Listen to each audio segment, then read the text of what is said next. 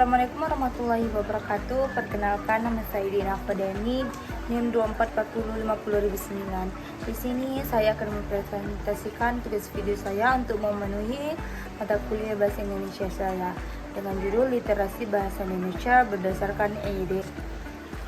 Ejaan yang disempurnakan atau EYD adalah pedoman resmi yang mengatur penggunaan bahasa Indonesia. EYD memuat aturan-aturan tata bahasa yang perlu dikuasai oleh seluruh penutur bahasa Indonesia.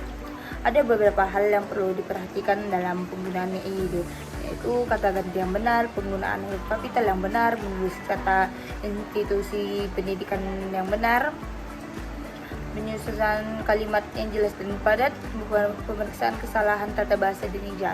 Baiklah, sebelumnya saya akan memberitahu perubahan ejaan bahasa Indonesia dari tahun ke tahun.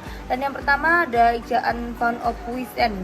Nampak ini ejaan zaman Belanda dulu ya, sampai Indonesia merdeka dari tahun 1901 sampai tahun 1940.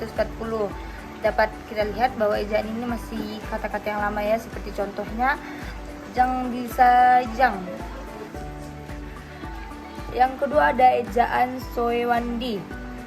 Ejaan ini berlaku sejak tahun 1947 sampai 1972.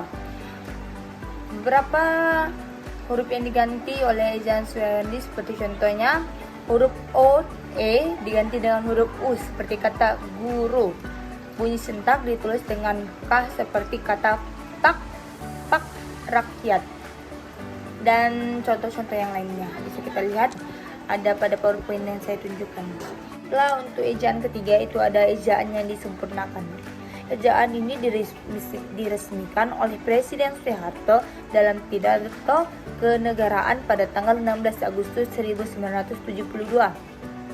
Nama resminya ejaan bahasa Indonesia yang disempurnakan. Ejaan ini lebih dikenal dengan singkatan EYD. EYD diresmikan oleh Presiden Soeharto melalui keputusan Presiden nomor 52 tahun 1972.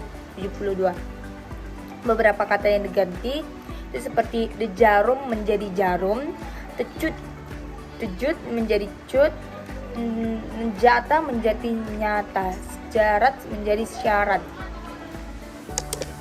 Dan kata ulang ditulis dengan mengulang-ulang unsurnya seperti anak yang sampingnya ada kata dua menjadi anak-anak dengan garis strip di tengahnya. Baiklah, untuk selanjutnya ada pedoman umum ejaan bahasa Indonesia. Ini ejaan paling terakhir ya, ejaan yang kita gunakan sampai sekarang atau sering kita sebutkan PUEBI. Diterbitkan berdasarkan Peraturan Menteri Pendidikan dan Kebudayaan Republik Indonesia nomor 50 tahun 2015 tanggal 26 November 2016.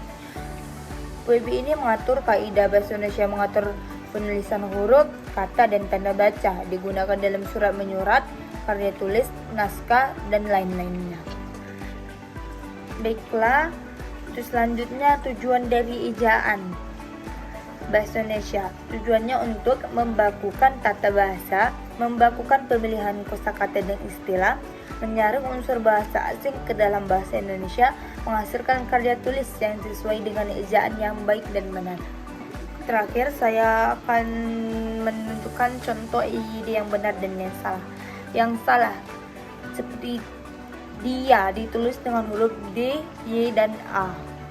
Yang benar adalah dia. Seperti yang contoh, dia sedang membaca buku di rumah. Yang benarnya, dia sedang membaca buku. Untuk contoh ke nomor 2, mungkin teman-teman sekalian kurang memerhatikannya.